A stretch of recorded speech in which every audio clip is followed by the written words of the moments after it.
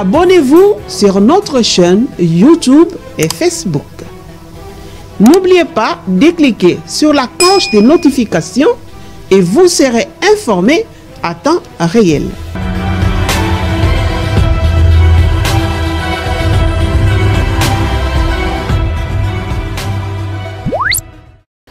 Merci d'être les nôtres dans cette émission L'Église intervient.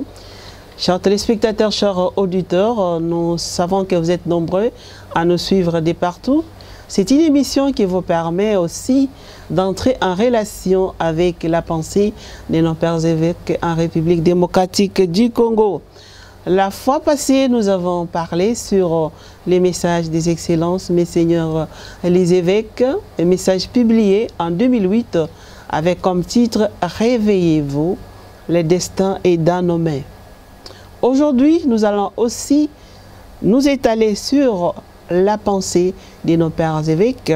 C'était lors des points de presse publiés le 22 octobre 2021 sur les messages que les évêques ont adressés aux hommes et aux femmes de bonne volonté qui s'intitule comme suit « Message d'alerte de la SENCO sur la situation préoccupante de la rentrée scolaire 2021-2022. » Pour en parler dans cette émission, nous recevons Galilée, à qui je laisse les soins de se présenter. Merci, je suis Galilée Mounzadi, je suis doctorant en philosophie à l'Université catholique et je m'intéresse aussi sur les questions relatives à l'éducation. Voilà, c'est un peu ce que je peux dire de moi. Merci beaucoup Galilée d'avoir accepté aussi cette invitation dans cette émission. Vous avez lu ces messages de nos pères évêques, justement cette alerte qu'ils nous adressent. Comment avez-vous trouvé ces messages? Et, évidemment, j'ai pris le soin de lire ce message qui est effectivement un message d'alerte. D'abord, je vais commencer par faire une petite mise au point. C'est que l'Église catholique est la seule institution qui a pu faire la transition entre la période coloniale et post-coloniale en matière de l'éducation dans notre pays. La seule institution. Et lorsque nos pères évêques nous ont fait passer ce message, ça veut dire, en tant que techniciens de l'enseignement, ils ont pu découvrir des failles. C'est la raison pour laquelle ils ont voulu alerter la conscience des uns et des autres pour que cette gratuité, qui est, je le souligne, une mesure salutaire pour l'ensemble des Congolais, soit bien assurée et soit vraiment une mesure qui sera dans le bien de nos enfants. Voilà, alors ça, en lisant ces messages, qu'est-ce que vous avez dégagé là-dedans, entre les lignes? Entre les lignes, ce que j'ai pu dégager, d'abord, la gratuité, comme les évêques l'ont dit, est irréversible. Et contrairement à toutes celles et ceux qui pensent à tort que l'Église catholique et autrement des évêques seraient en train de combattre la gratuité, c'est une idée tout à fait erronée et fausse. Au contraire, l'Église catholique soutient ces démarches de gratuité. Mais sauf qu'il y a quand même un certain nombre de points, il faut les dire, qui relèvent de la responsabilité gouvernementale qui ne sont pas prises en compte. Et l'Église interpelle, étant le gouvernement, pour leur dire attention, la gratuité c'est bien, c'est les droits fondamentaux des Congolais, mais il y a un certain nombre de préalables. Et que si vous ne tenez pas compte de ces nombres de préalables-là, eh bien tous les efforts que le gouvernement peut mettre en place seront voués à l'échec. Alors quels sont ces préalables? Je suppose que vous avez lu les messages, les pères évêques alertent. Quels sont ces préalables selon eux qui peuvent aider à la réussite de la gratuité? Justement, en abordant cette question de la gratuité, il y a deux aspects fondamentaux. D'abord, nous avons l'aspect quantitatif, ensuite l'aspect qualitatif. J'ai beaucoup apprécié, je crois que c'est au niveau de numéro 4 de ce message, où les évêques insistent particulièrement sur le fait que la gratuité ne doit pas reposer sur l'exploitation systématique des enseignants. Il y a un problème, il y a même des chiffres qui sont évoqués ici par rapport à la sous-rémunération des enseignants et par rapport aussi à un certain nombre de NP et des NU qui ne sont pas prises en charge par les trésors publics. Ça, c'est un problème. Alors, nous n'aimerons pas avoir des salles de classe envahies, inondées, parce que les parents savent que c'est maintenant gratuit, eh bien, ils envoient des enfants dans des écoles publiques et du coup, il y a des problèmes de qualité qui se posent dans ces écoles-là. D'abord, il y a la question de la rémunération. Vous savez, les gouvernements avaient pris des engagements de payer les enseignants par palier. Mais il n'y a pas d'argent, le gouvernement n'a pas d'argent. Justement. On a tellement beaucoup de problèmes et il est difficile que le gouvernement puisse répondre à tous les besoins. Justement, je pense qu'il faut être responsable. Vous voyez, quand vous prenez des mesures, quand vous envisagez de faire quelque chose, je pense que rationnellement, il doit y avoir des études au préalable qui doivent être menées pour que la chose puisse marcher de la façon, de la manière dont on l'aurait souhaité. Donc selon vous, il n'y a pas eu de préalable avant de proclamer ou de revenir parce que c'est constitutionnel. Ça existait dans les temps de Mobutu. Ça existait et puis ça s'est coupé à un moment donné. Donc il a fallu détenir de certains préalables pour arriver à cette réussite. Vous commencez déjà à énumérer quelques-uns. Effectivement, comme vous venez de le dire, vous savez, cette question de la gratuité, ce n'est pas une question actuelle. Hein. Quand vous interrogez nos parents, ils vous diront qu'à l'époque, l'école primaire, en tout cas en ce qui concerne l'enseignement des bases, était gratuit. L'enseignement des bases était gratuit. C'est juste que, je crois, en 1992, où il y a eu grève des enseignants et les parents, c'est-à-dire les syndicats de parents d'élèves, ils se sont mis d'accord avec les enseignants pour qu'ils puissent prendre en charge certains frais des enseignants. Et c'est à partir de ces moments qu'il y a eu maintenant cette mauvaise pratique de la prise en charge de l'enseignement par les parents. Est-ce qu'on peut dire que c'était l'imprudence des parents d'avoir endossé la responsabilité qui revenait à l'État? Non, c'était plutôt une préoccupation. Vous savez, les parents ont constaté que l'État était déficitaire sur ce point. Alors, on ne pouvait pas, parce qu'il y avait une année blanche cette année-là, on ne pouvait pas supporter, comme tout parent responsable, de voir son enfant traîner à la maison toute une année. Alors, c'est par ces soucis profonds de leurs enfants que les parents ont pu négocier cette mesure et malheureusement, c'est une mesure qui a perduré à travers les années, à travers les temps. Et en 2011, avec sous les règnes du régime passé, la gratuité aussi était effective, mais c'était progressif. Donc, c'est-à-dire que les 3 classes de primaire, la première année, deuxième, troisième année, eh bien, les enseignements à ce niveau étaient gratuits. Dans toutes les provinces, excepté la ville de Kinshasa et la ville de Lubumbashi. Mais pourquoi à ces moments-là, il n'y avait pas d'afflux? Parce que 2011, ce n'est pas lointain, c'est récent. Et aujourd'hui, on trouve la multitude des enfants en première année, en deuxième année. Pourquoi à cette époque-là, les parents n'ont pas envoyé les enfants à l'école? Bon, si vous analysez les statistiques de cette année-là, vous verrez qu'à l'intérieur du pays, il y avait quand même un afflux important dans ce sens-là. Sauf que, comme je le disais tantôt, il fallait aller progressivement. Et à mon humble avis, je pense que c'était plus prudent de procéder de cette façon-là. Alors aujourd'hui, il y a cette turbulence parce qu'on a ouvert la mesure pour tous les niveaux de l'enseignement primaire. C'est ça qu'on constate un peu de l'humiliation, un peu de mouvement. Alors, pour revenir au préalable, je disais, il faut tenir compte surtout de la qualité. Parce que je dois dire que si on ne fait pas attention, on risquerait de détruire l'enseignement à l'heure de la gratuité. Pourtant, je crois que la gratuité devait être, comme je vais le dire, une mesure salutaire. Mais on doit aussi tenir compte de certains nombres préalables, notamment à ce qui concerne la qualité des enseignements. Parce qu'aujourd'hui, il y a des plaintes partout. Le frais de fonctionnement des écoles ne sont pas payés à temps. Le bureau gestionnaire qui, désormais, est pris en charge par les gouvernements, mais il n'y a pas de financement, il n'y a pas de manuels, il y a surchargement dans les classes. Et ça constitue un problème réel. On le sait que le choix de la gratuité implique des coûts économiques réels. Aussi, c'est un choix politique difficile. Mais si on prend l'engagement de le faire, nous devons être conséquents. Et c'est le message d'alerte de la Synco. Alors Galilée, tu es en train de rédiger un livre intitulé « Réussir les paris de la gratuité de l'enseignement en RD Congo, stratégie et perspective ». Est-ce que dans ce livre-ci, je suppose que tu proposes aussi les préalables qui peuvent aider à cette réussite, comme tu as intitulé le titre justement de ton ouvrage, que je signale à nos chers téléspectateurs que ça va sortir bientôt. Est-ce que tes préalables dont tu as soulevé, ça rencontre aussi les préalables soulevés par la Synco dans leur message? Évidemment. Ou bien il y a autre chose que toi tu as ajouté qui n'a pas été dit dans les messages de la Synco?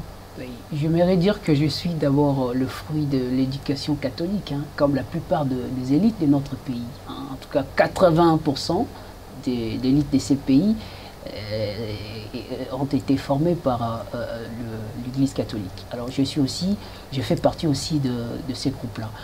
Alors,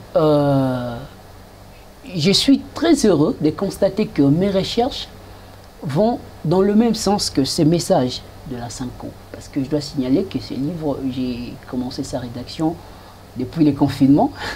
Donc pendant que tu as eu le temps. Oui, oui, j'ai eu le temps, depuis les confinements. Et aujourd'hui, je vois que ça rencontre, en tout cas à presque 100%, la préoccupation de nos pères évêques. Alors comme je le disais, vous savez, comme disait Platon, dites-moi ce que vous faites de l'éducation, je vous dirai que deviendrait votre cité. Sous d'autres cieux, dans d'autres pays, le secteur de l'éducation, c'est le secteur le plus, je dirais pas le plus, mais quand même parmi le secteur dominant. Il y a l'éducation, il y a le secteur de la santé qui font partie des responsabilités, entre guillemets, régaliennes de l'État. Donc si nous voulons un pays meilleur demain, nous devons être conséquents par rapport à ce que nous faisons de l'éducation aujourd'hui. Et c'est ça, la préoccupation des tailles qui domine ces messages des évêques aussi dans le livre qui sera publié. Donc je pense que tout ce que les évêques ont dit, c'est ça aussi ce qui est largement proposé dans le livre qui sera mis au marché d'ici là. D'ici là, alors, est-ce que vous pouvez nous donner des stratégies que vous avez citées dans votre livre? Je montre à nos chers téléspectateurs, ça ce n'est qu'un brouillon. Les livres sont déjà aux éditions, ça ce n'est qu'un brouillon. Des stratégies pour réussir la gratuité. Voilà, il y en a plusieurs là-bas, mais quand on va me demander de citer deux, la première stratégie que j'ai évoquée dans les livres pour aider les gouvernements à avancer par rapport à cette mesure de gratuité, c'est que d'abord, il faudrait tenir compte de personnes, c'est-à-dire de celles et ceux qui rendent possible les enseignements. Et là, je vois les enseignants. Parce que sans les enseignants, nous n'aurons pas d'école. Et sans les enseignants motivés, nous n'aurons pas de bons enseignements. Donc, les personnels enseignants doivent se sentir dans des conditions humaines, humanisantes. Ça veut dire leur rémunération doit être rationnelle parce qu'ils sont parfois choqués lorsqu'ils voient des gens, entre guillemets, qui ne font pas, si on peut comparer, le même travail, la même grandeur du travail qu'eux, ont des sommes ou des primes faramineuses, eh bien, et ils sont en train de croupir dans la misère, ça fait mal. Et vous proposerez combien? Par exemple, quand on sait les députés touchent, il y a ceux qui disent 7 000 $, d'autres disent 9 000 $ ou 15 000 $. Je ne sais pas s'il y avait un député pourrait nous dire, et l'enseignant qui touche jusque-là, 100 $. Si vous devez estimer par rapport à la valeur d'un enseignant, on pourrait donner combien comme salaire? Vous voyez, d'abord, le paradoxe, c'est que le député, aujourd'hui, c'est le fruit, le pur fruit de cet enseignant-là. Donc, je pense qu'il y a quand même des lois dans notre pays. On parle de SMIC.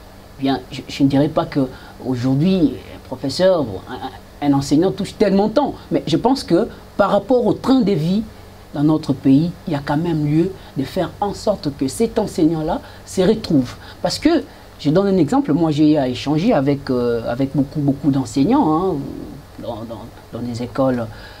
Parce qu'à l'époque, il y avait le frais de l'État, le salaire et la motivation des parents. Ce qui faisait que certains enseignants dans certaines écoles tenaient bien les coûts.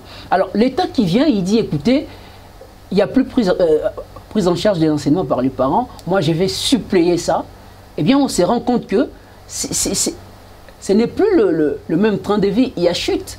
Alors nulle part dans la législation congolaise, on prévoit la baisse salariale de quelqu'un, mais on travaille de manière à ce que le salaire de quelqu'un puisse toujours avancer, progresser. Vous voyez, ça c'est déjà un problème. Quelqu'un qui avait un train de vie, et au nom de quoi?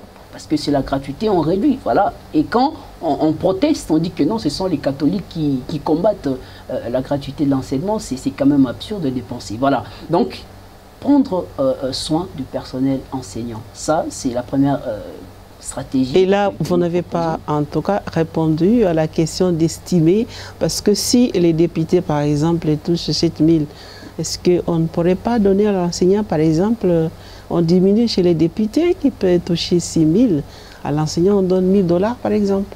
Oui, vous savez, dans ces pays il y a des institutions inutilement budgétivores.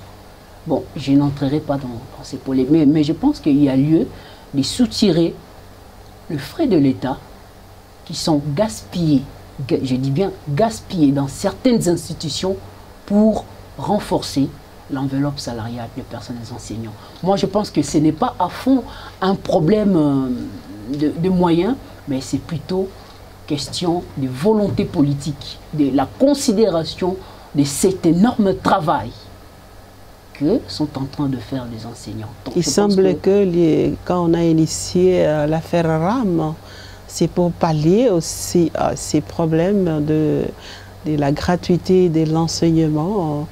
Est-ce que vous êtes d'accord avec ça? Donc j'aimerais qu'il y ait une traçabilité par rapport à ça, qu'on puisse non pas les dire, mais qu'on nous prouve, évidemment.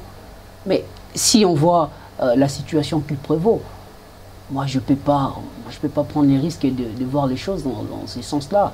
Parce que s'il faudrait comptabiliser les recettes de RAM, ça doit faire quand même des montants importants. Alors, si réellement c'était pour suppléer à ces problèmes-là, mais aujourd'hui on ne serait pas dans des situations de grève qu'on est en train de traverser. Donc dire c'est une chose, mais prouver aussi ce qu'on est en train de dire en est une autre. Donc vous abstenez. Vous abstenez. Alors tout à l'heure justement, tu étais en train d'énumérer quelques stratégies. J'avais demandé deux. Tu en as dû... Une seule. Est-ce que vous pouvez ajouter l'autre? Oui. L'autre stratégie, la deuxième stratégie, je disais qu'il y en a plusieurs, hein, qu'on m'avait demandé de numérer deux. Alors, la deuxième stratégie, c'est justement mettre à la disposition et des enseignants et des écoles, aussi des élèves, un certain nombre de matériels possibles, des matériels didactiques, des manuels pédagogiques, etc. Moi, parfois, ça me fait mal quand vous sillonnez dans des écoles, vous voyez des manuels dans de la Belgique, dans deux. Pourquoi? Pour former l'élite de demain, on doit attendre que même les manuels que nos enfants utilisent viennent d'ailleurs, c'est quand même absurde. Vous voyez. Alors, on doit mettre à la disposition de toutes les parties prenantes de l'enseignement certains manuels et consorts. Parce qu'aujourd'hui, même dans des écoles, aujourd'hui on travaille avec la méthode DAS, domaine d'apprentissage des sciences. Mais il y a un sérieux problème de documentation. Vous avez changé les structures, vous avez changé de méthodologie pédagogique, mais vous ne mettez pas à la disposition des enseignants des manuels possibles. Ça c'est... Comment on dirait, c'est un peu le bâclage intellectuel, permettez-moi de le dire. Donc, mettre à la disposition de toutes ces parties prenantes, des manuels, les consorts, pour que l'enseignement soit de qualité, ça fait partie des stratégies. Alors, justement, les présidents avaient raison de dire que les syllabus ne doivent pas être vendus à l'université. Peut-être que ça peut aussi parler pour que les étudiants puissent avoir ces manuels avec eux. Bon, sur cette question-là, bon, là on est au niveau de l'enseignement universitaire. Oui. Bon, le support, vous voyez même toutes les tergiversations qu'il y a autour de cette question, hein, comme je venais de le dire. Dire, c'est bien, c'est simple, on peut dire. Mais faire. Mais faire aussi, si, voilà. Il faut. Quand dire, c'est faire. Quand dire, c'est faire. Voilà, nous allons revenir à notre mouton ici. On laisse tomber. Alors, les points 6. Les points 6 dans les messages des évêques. Oui. J'ai lu ceci. La gratuité est un droit constitutionnel pour la SENCO. Elle est donc irréversible et non négociable. Vous êtes d'accord avec les évêques? Tout à fait d'accord. La gratuité est un droit constitutionnel. Si je ne m'abuse, c'est l'article 46 de la Constitution qui garantit l'accès à l'éducation pour tous. Et si la SENCO estime que c'est une mesure irréversible et non négociable, eh bien nos pères évêques ont tout à fait raison. On ne peut pas aujourd'hui vouloir une chose et son contraire. La gratuité, elle est là, effective, on l'a décrétée, nous les saluons, les évêques et nous, le corps voilà, enseignant, nous les saluons. Et nous voulons, comme je le disais tantôt, que notre souci, c'est de rationaliser cette gratuité, c'est de faire en sorte que cela puisse rencontrer le problème ou les préoccupations profondes. Parce que l'objectif même en termes de téléologie, hein, la finalité, pourquoi veut-on que l'éducation des bases ou l'enseignement des bases soit gratuit? C'est ça la question qu'on doit se poser. Pourquoi? Eh bien, c'est justement pour aider les gens, à tout le monde d'avoir l'accès aux études. Donner la chance, oui, donner la chance. Parce que ce qui concerne l'éducation fondamentale, c'est très important, même pour la citoyenneté. Vous voyez, si vous avez 80% de la population qui est formée au niveau basique, vous voyez, qui a les ABC au niveau de l'enseignement, c'est déjà un atout. Parce que même dans le livre, j'ai établi les rapports entre l'éducation et le développement économique d'un pays. Voyez. Donc je partage tout à fait le fait que la gratuité soit irréversible et non négociable, comme le soulignent les évêques. Alors justement, l'État nous fait défaut. On doit prendre la question adressée à Monseigneur José Moko. Après, je vais revenir chez vous, parce que tout à l'heure, vous disiez que vous êtes fruit de l'école catholique. Et on sait qu'aujourd'hui, on est en train de vilipender l'Église catholique. Alors, nous allons revenir chez vous, après juste la question à Monseigneur Moko, pour nous dire si aller en guerre avec l'Église catholique, ça serait fatal pour les gouvernements ou une chance pour les gouvernements. Alors, on va juste prendre la question adressée à Monseigneur José Moko, de savoir quel est son secret pour le développement de son diocèse d'Idiofa. Après, nous allons nous retrouver. Ma foi s'articule autour de l'incarnation. Je crois en ce Dieu qui est présent dans le monde, qui accompagne le monde et qui est en nous et qui suscite des actions bonnes, qui suscitent de l'espérance partout où il nous envoie. Et c'est Saint Jacques, enfin, qui va nous le dire, la foi sans les œuvres est une foi morte. Et je crois que c'est vraiment dans le corps de ma foi que partout où je suis envoyé, que je puisse apporter ma contribution. J'ai bien aimé dans la question que l'auditeur ait dit son implication. Nous admirons son implication. Il s'agit effectivement d'une implication parce que même évêque, tout seul, je ne peux pas grand-chose. J'ai des collaborateurs, je suis au milieu du peuple de Dieu, dans une église diocésaine qui a une dynamique, qui a une histoire. Il ne faut pas oublier que le diocèse d'Idiofa, c'est un diocèse de développement. Donc je suis arrivé là sur un terreau qui m'a beaucoup encouragé à aller dans la direction du développement. Mais il y a encore beaucoup à faire. Quand on est dans l'admiration déjà pour ce peu que nous avons réalisé, c'est très flatteur, mais le diocèse est encore à construire. Je remercie beaucoup cet auditeur pour cet encouragement que je prends, mais en même temps aussi que je partage avec mes collaborateurs qui m'écoutent. Quant à chercher le secret, est-ce que j'ai des sponsors? Bon, le tout n'est pas dans l'argent. Je crois que c'est d'abord le cœur, c'est d'abord l'esprit, c'est la vision.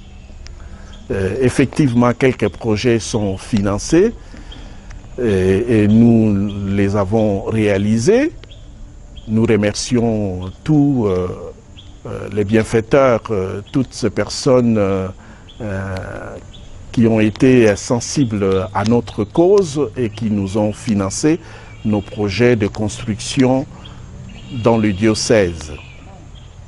Mais il y a aussi nos efforts, ce que nous arrivons à mettre de côté, ce que nous arrivons à produire. C'est cela qui a fait que nous puissions étendre quelque peu nos actions.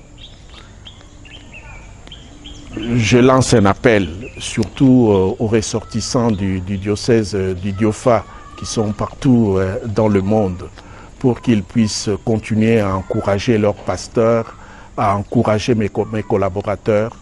Je sais que si nous nous mettons ensemble, comme j'ai lancé un décret de prise en charge par les fidèles du diocèse d'Idiofa, si chacun de nous apporte sa contribution, nous pouvons réaliser davantage.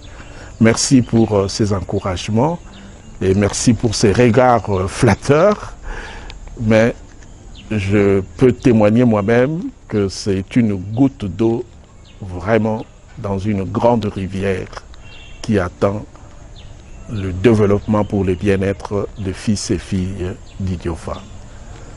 J'aimerais profiter aussi de l'occasion pour interpeller notre État. Nous sommes l'Église, nous réalisons beaucoup, nous sommes une présence plus que séculaire dans le diocèse d'Idiofa, puisque nous avons déjà en Pangou atteint plus que 100 ans. Nous comptons beaucoup sur l'État parce que nous n'avons pas les moyens de l'État.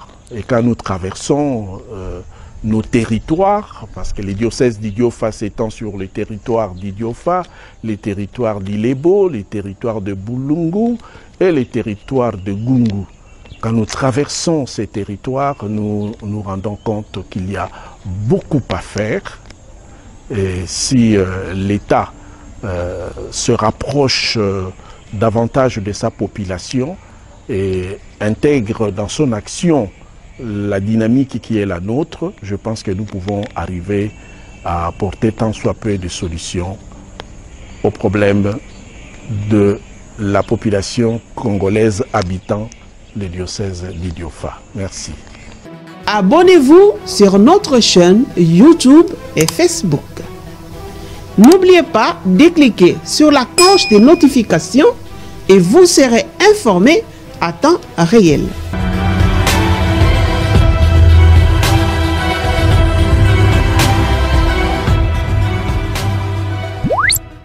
Voilà Galilée, on ne peut pas tout dire, on a dit l'essentiel. Justement, je vous ai posé la question avant cet élément que nous venons de suivre. Aller en guerre avec l'Église catholique aujourd'hui, c'est une chance ou c'est malchance, si on peut dire le contraire de la chance pour ceux qui veulent combattre l'Église catholique? Évidemment, je pense qu'aujourd'hui, il y a une vaste campagne de diabolisation de l'Église catholique. On attend dire que les catholiques sont en train de combattre la gratuité. Mais c'est complètement absurde de voir les choses de cette façon-là. Comme je l'ai dit en amont, en introduction de cette émission, que les catholiques ou l'Église catholique, c'est l'institution, la seule, qui a pu faire cette transition de la période coloniale et post-coloniale en matière de l'éducation. Et 80% des écoles qu'on a aujourd'hui, ce sont des écoles catholiques. C'est pourquoi à l'époque, l'État, tenant compte de cette réalité, il a voulu qu'il y ait justement ces partenariats entre l'État et l'Église, d'où les écoles conventionnées catholiques. Et dans la plupart des écoles catholiques, il y a ces soucis d'humaniser l'enseignant, il y a ces soucis de la qualité. D'ailleurs, la preuve, elle est là, c'est que, je l'ai dit aussi, l'école catholique est à la base de la formation de l'élite congolaise aujourd'hui. Donc il y a ces soucis-là. Et aujourd'hui, on ne tolérera pas, au nom de la gratuité, que toutes ces valeurs soit parti comme ça.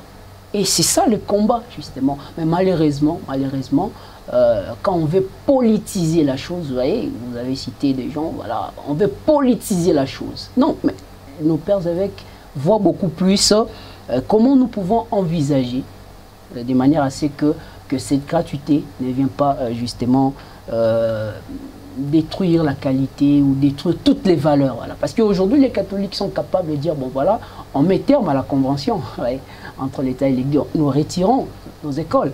Vous verrez qu'il y aura un handicap au niveau de l'enseignement. Ça, je dois vous le dire. Et l'État congolais aussi ne voudra pas que cette mesure arrive. Donc je pense que, comme on l'a souligné, que l'Église reste ouverte à toute négociation qui mettra autour d'une même table toutes les parties prenantes pour qu'on puisse discuter, évaluer tout ça. Parce qu'aujourd'hui, il y a même des intimidations, il y a certains enseignants qui seront, j'allais dire, victimes.